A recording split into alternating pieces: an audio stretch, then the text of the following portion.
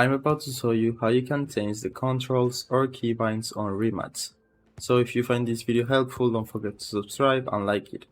So as you probably know, the new Rematch open beta is right here, but with this new beta they have actually changed some keybinds and controls for the keyboard and mouse players. It has also changed for the controller as well, but in this video I'm going to show you a quick fix you can use.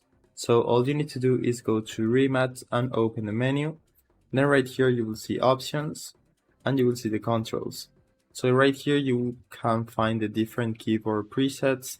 So you can switch between different presets, and right here at the right side of the screen you will see the controls of that specific preset.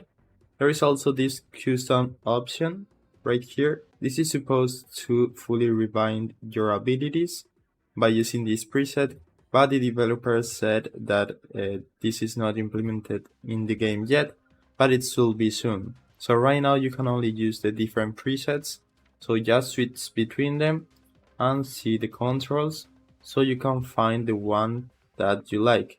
So that's it. That's everything you can do about keybinds on Rematch right now. I hope it was helpful and thanks for watching.